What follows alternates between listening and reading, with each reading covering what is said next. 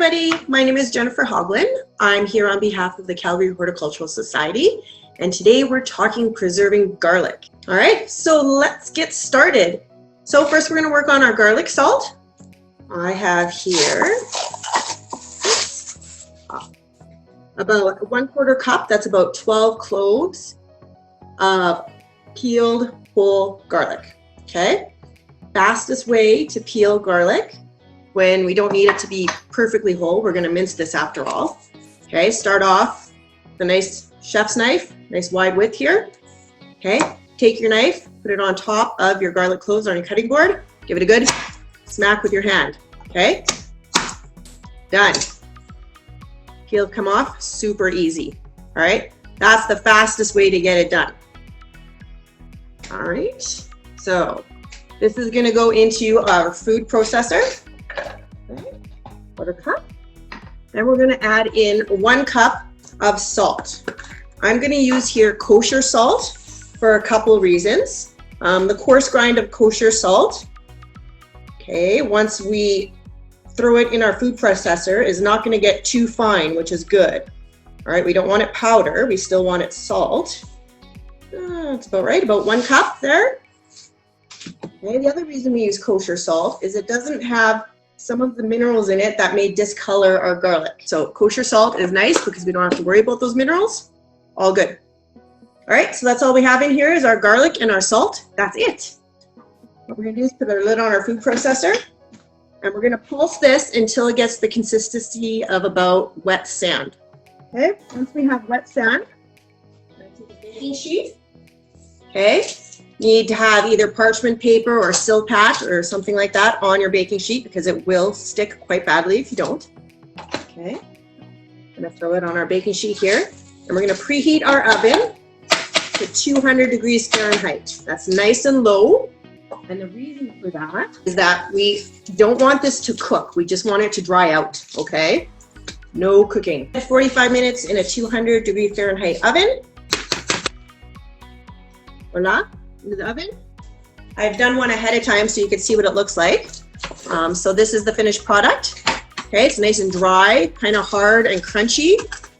Okay, big pieces like this. What we're gonna do is clean out our food processor, throw it back into our food processor, these chunks, and we're just gonna give it a quick pulse, grind it back up again, and this time we're gonna go for about the consistency of cornmeal. And that's it. I'm going to pour it into our jar here.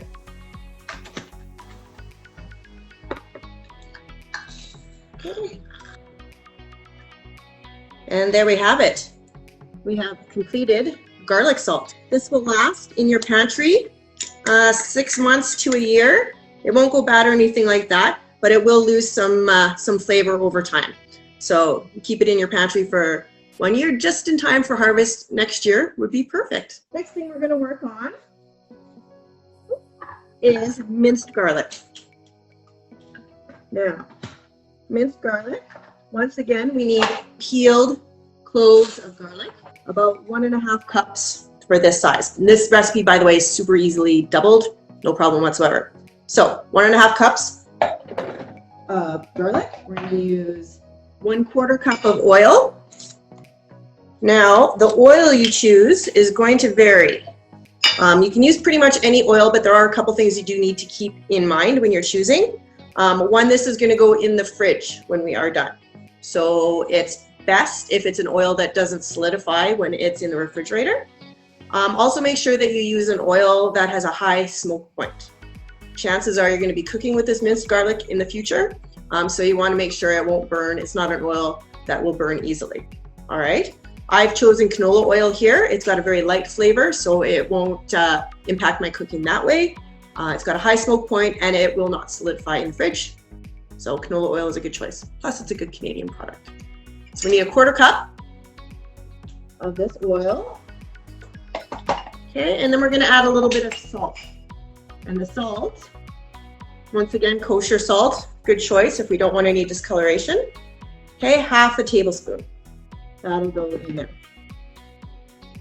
All right, so when we're using this minced garlic, keep in mind that we've added salt to it. You may need to adjust your recipes just to account for that little bit of salt that we've added, okay?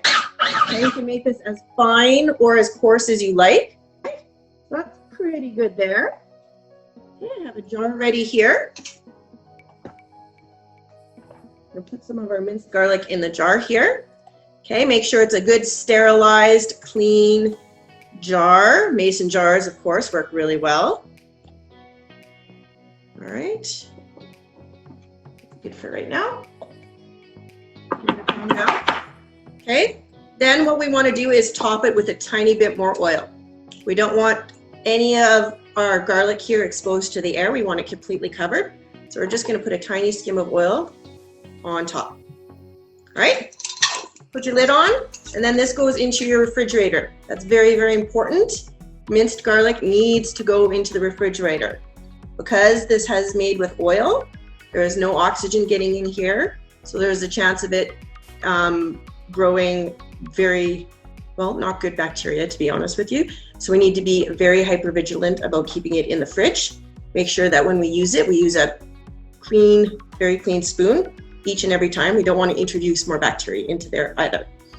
Okay, this will last in our fridge for about 2 weeks. After 2 weeks, we're going to chuck that out just to be safe, okay? If we've made more minced garlic than we can use up in 2 weeks, it's very, very easy to freeze, and it will last a lot longer in our freezer as well. You can freeze it into a chunk in a container very easily and scrape off what you need, or you can pre-portion it, usually by teaspoon, into either a ice cube tray or on little blobs on a baking sheet. Freeze that up. Once it's frozen, put those little blobs or little ice cubes into a zip top bag, and you can pull out whenever you need for use in recipes.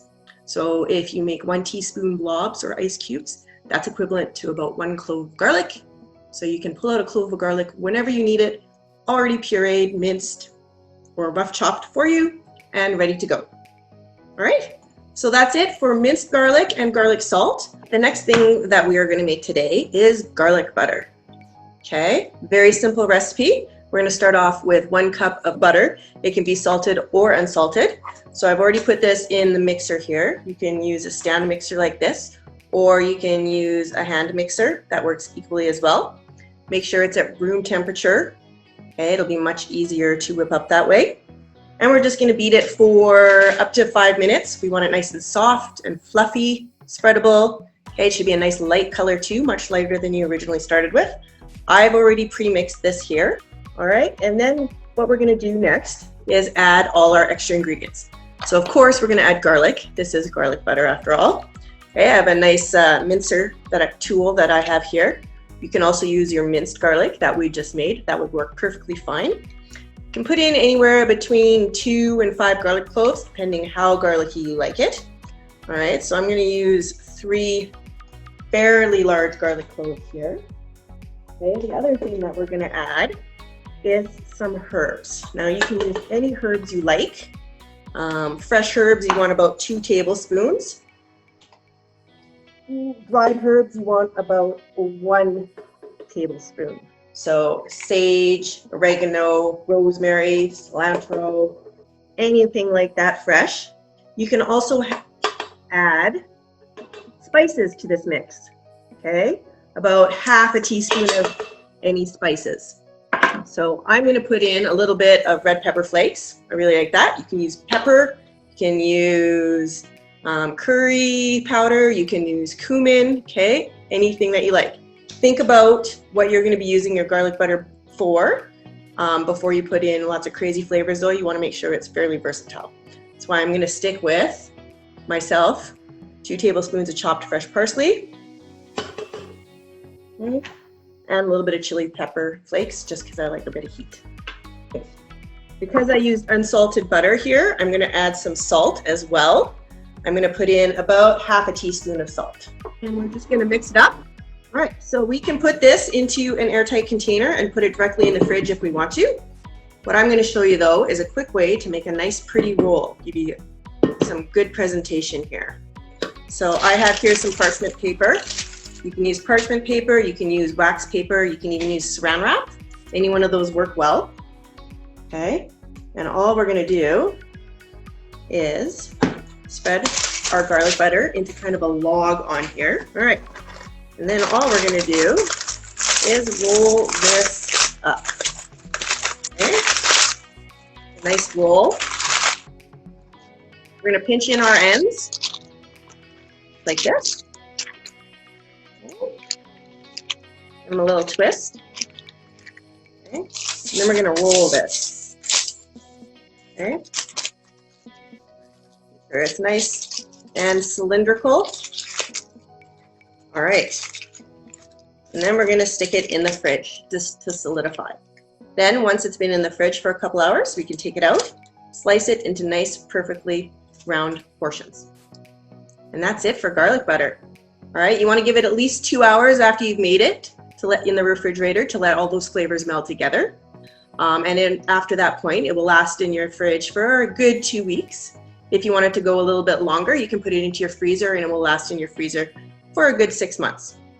All right, pretty easy, hey? So that's garlic butter. Lots of uses for garlic butter. Obviously, garlic bread we all love. If you want to make shrimp scampi, you can put it on some steamed vegetables. Put a nice little round disc onto your steak if you want to be extra fancy. Okay, and lots of other uses. So I hope you enjoyed this video. I hope you learned something. Hope you get a chance to use up all the garlic in your garden, and I hope you have a fantastic harvest season. Yummy gardening, everybody.